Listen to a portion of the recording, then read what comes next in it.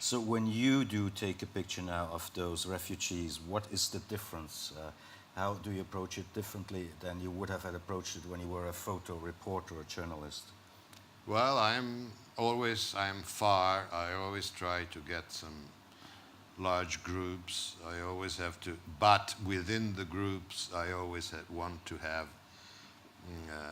lots of details of people and be,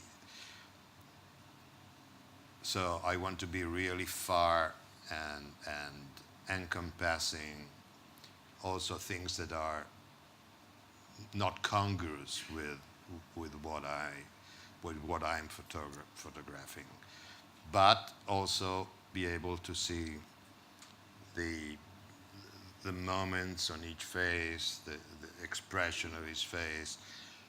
So it's like my picture, you know. They're big panoramas and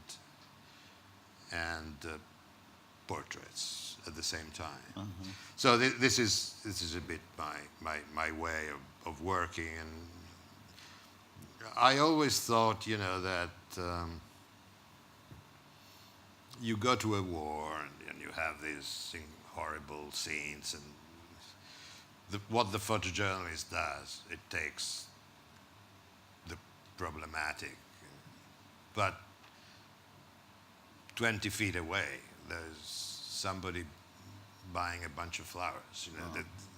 That doesn't, totally has nothing to do with the drama and the disaster. And there's always another aspect to our life. We cannot really, it's not all one color and all. And so I try to, you know, step back like most wise photographers do. Step back, encompass a larger view. Has your background as a cinematographer been important for your work in a My yes, very much so, because not for the work I have done as a cinematographer, but for I would say the technical part, because unfortunately I'm talking here. I guess there are lots of photographers here, but photographers are not so technically competent. Photographers, because you go out, you take a picture, the picture is good, the picture is not good, who cares? Nobody gets hurt. You know, it's. But in movies, no, you have to be absolutely, totally technically competent, because you cannot risk the amount of money that is involved in a day's shooting. You know, now again, video, it's a bit different, but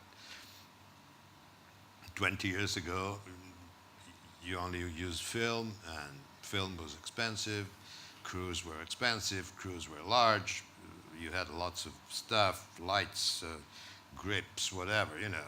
So you can't, you know, there was something that you had to count on. So the technical part of the crew, it had to be like a milestone. You know, that nothing could go wrong. And when you have this in mind and you apply this to photography, it's much better. You know, in fact, I quite like my pictures are maybe too nice, maybe I can accept all sort of criticism. But my pictures are also technically very good. yes, very And, controlled. and this Yes. very controlled. This I like. I'm sorry. I like it. You know, I could. I know that this goes a bit against the flow of. There are lots of art photographers that prefer to have rough images. I think that my images for my liking are already too rough.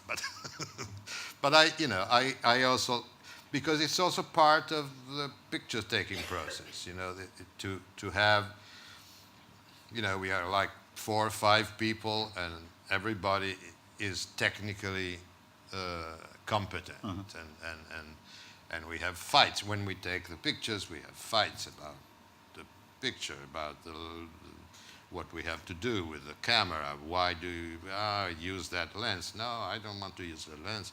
You know, and this all comes into something that is my work. And